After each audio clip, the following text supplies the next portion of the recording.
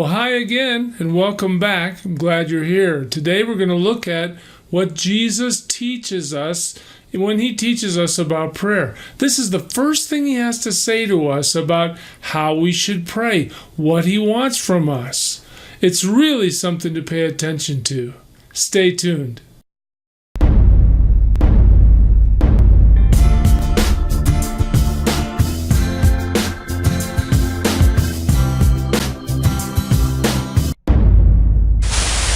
In Matthew 6, Jesus is in the middle of his famous Sermon on the Mount, and he begins to teach about prayer. Listen to the first thing he brings up when it comes to prayer. And when you pray, you must not be like the hypocrites, for they love to stand and pray in the synagogues and at the street corners, that they may be seen by others. Truly I say to you, they have received their reward. Jesus' first point in his teaching about prayer is a warning against hypocrisy. You must not be like the hypocrites. So just what is a hypocrite? Well, if you Google it, here's what you find. A hypocrite preaches one thing and does another. The word hypocrite is rooted in the Greek word hypokrites, which means stage actor, pretender, dissembler.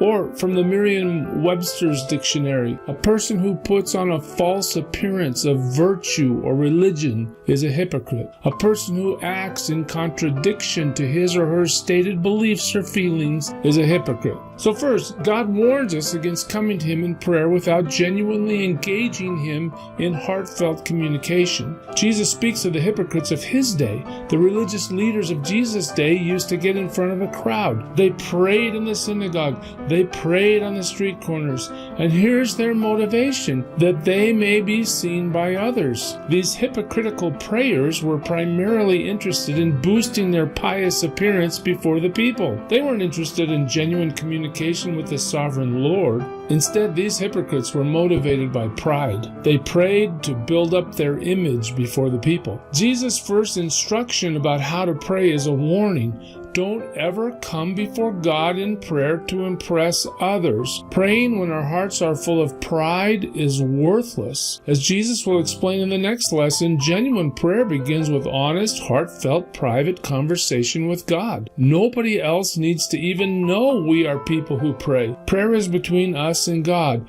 Pride has no place in prayer. Now, I don't believe Jesus is saying it's wrong for a person to lead a public prayer in front of a group of people. His concern is the motivation of the one praying. Are they praying because they want to genuinely speak with God? Or are they leading the prayer because they want the approval or the admiration of the group? Jesus says that if we come before him in prayer so that we can receive the approval or admiration of others, the only reward we will receive is the approval or admiration of others. In other words, God isn't going to respond to the show. As we'll learn next time, God responds to the one who prays with genuine, heartfelt honesty before him. In Luke 18, Jesus illustrates the difference between genuine and hypocritical prayer. Listen, 2 men went up into the temple to pray, one a Pharisee and the other a tax collector. The Pharisee, standing by himself, prayed thus: God, I thank you that I am not like other men, extortioners, unjust, adulterers, or even like this tax collector. I fast twice a week. I give tithes of all that I get. But the tax collector, standing far off, would not even lift up his eyes to heaven, but he beat his breast, saying, God, be merciful to me, a sinner. I tell you, this man went down to his house justified rather than the other. For everyone who exalts himself will be humbled, but the one who humbles himself will be exalted.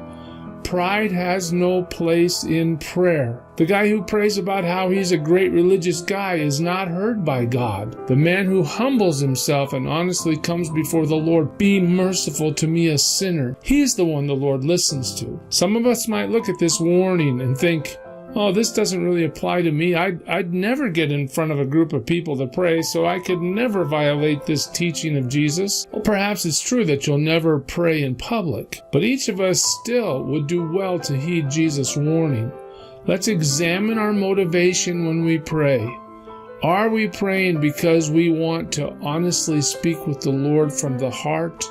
or is our pride pushing us to pray? It's a question worth considering. Thanks again for watching. Please remember that at areyouadisciple.com we offer you study guides and quizzes to every one of these lessons. There's a place where you can have people pray for you, or you can sign up and pray for others. There's also a daily Bible reading program if you're interested in that. There's a lot of things there. Just go sign up there and you'll be updated regularly. We're going to produce lessons every Saturday, God willing. Thank you for praying for me about that. And remember, we focus on 3 areas. The R stands for our relationship with Jesus. The U stands for our understanding of His Word. And the A stands for action, that we might live obediently before Him. Are you a disciple? Until next time, I pray that God blesses you as you serve Jesus with all your heart, soul, mind, and strength.